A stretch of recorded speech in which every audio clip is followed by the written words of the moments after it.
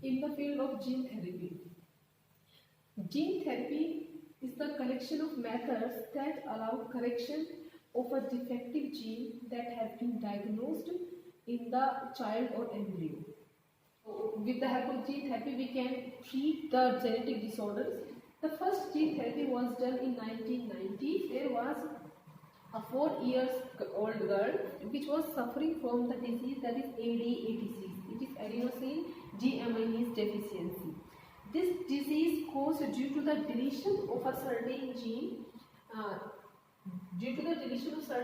which is responsible for the production of the particular enzyme. That enzyme is responsible for the proper functioning of immune system. If there is not that enzyme occur to the deletion of the particular gene, so the immune system of that particular girl is not able to function properly. So there are many ways to treat that girl.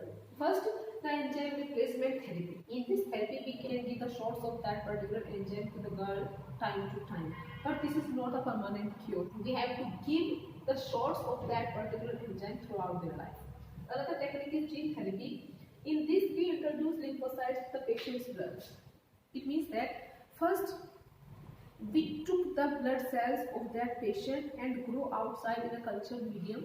We introduce the gene into that cell. After introducing the gene into that cells, they are capable to produce that particular enzyme outside in a cultured medium. So, after making the enzymes, we introduce these cells into the patient, but at a particular time, these cells become dead.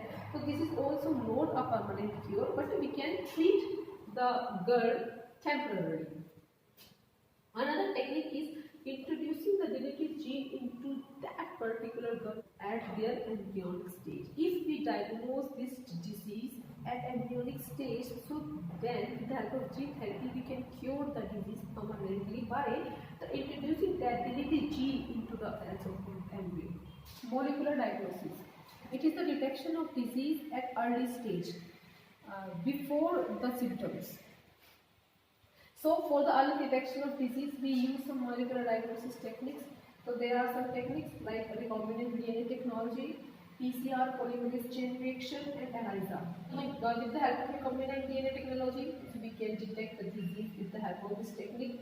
In PCR, polymerase chain reaction, we detect the mutation by repeating the DNA sequence. We can detect the mutation of any cancerous cells, or we can also detect the presence of HIV virus into the particular organism. ELISA, enzyme linked immunosorbent assay, it is a test which we use to diagnose the AIDS. So basically, it is an antigen-antibody interaction. If the antigen or the pathogen, it is a protein, if it is present into the patient, so we can detect this pathogen by the detection of the antibody which is synthesized against the pathogen. So we detect the antibody. If the antibody